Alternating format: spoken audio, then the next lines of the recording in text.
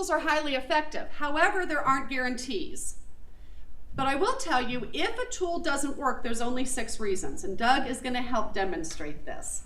All right, so just stand up here, and Doug, you are a giant nail, okay? Because this is a tool theme, right? So Doug is a giant nail. We're going to imagine that this is a floor. Now, do you all know how to get a nail into it? Like if you were going to hang up a picture, you know how to get a nail into a wall? Okay, so we're going to kind of imagine that we're looking at this sideways. He's the nail, this is the wall, okay? And as a nail, he's just going to stand real stiff and straight, right? Okay? And I'm going to be making some mistakes. You all know how to do this, right?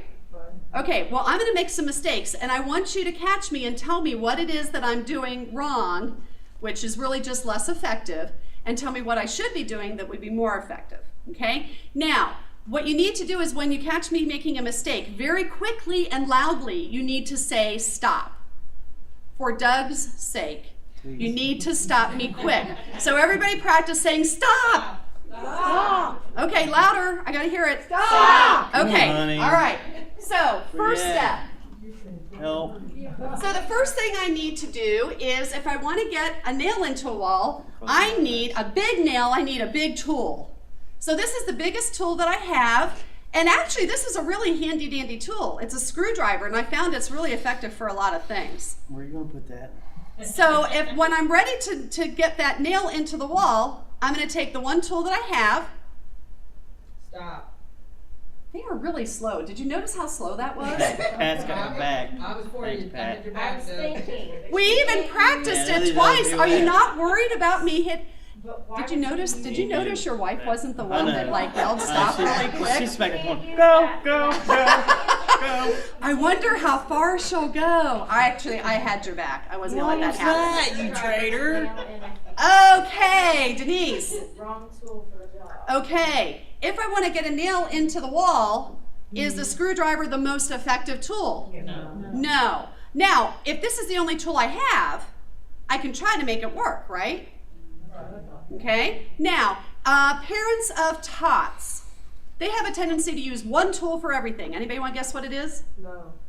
No, actually that is one of the common ones too. What's the most common discipline thing? And they slap their hand. Okay, smacking hands, timeouts, right? Like anything that happens, put them in timeout. Teenagers, what's the most common tool? Dropping them off the roof. Dropping them off the roof. What? Taking something away. Is that what you said? Yeah. So it's one tool. If I were to constantly use this tool for everything, would it be the most effective tool in every situation? No. So actually, what do I need? A more effective tool? A hammer. Oh, God. Now you're out of the danger zone. The first one was the most important one. All right. These So I have spikes the are most probably effective bust tool. Your hair might get a little bit messed up. Is that okay? Yes. All right. All right. So I have the most effective tool, right? All right. Keep those. You're a nail. You're a nail. Okay. What did I do wrong? Okay. So I have an effective tool, but I'm not using it in the most effective way, right?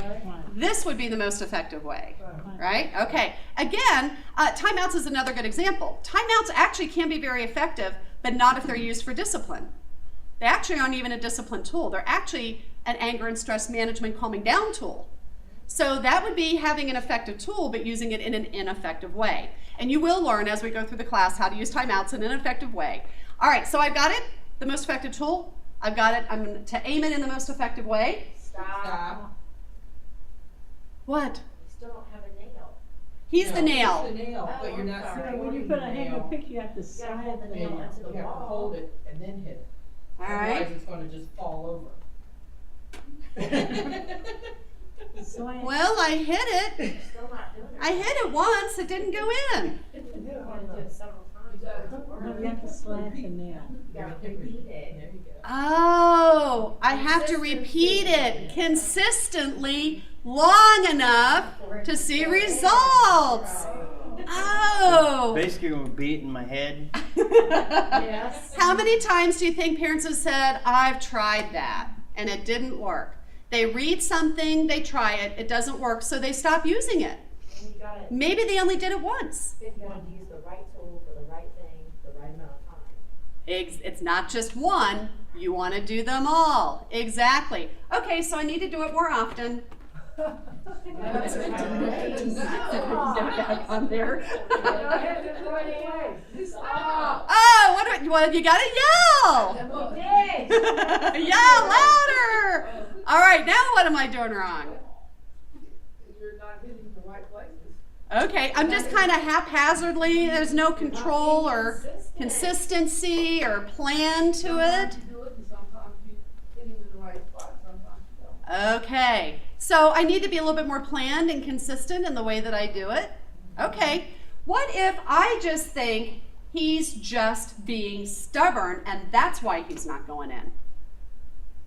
If I believe that the reason my child is behaving the way they are is that there's just something wrong with them, or I think all toddlers will go through a no phase. I think every teenager who voices their opinion is back-talking and being argumentative.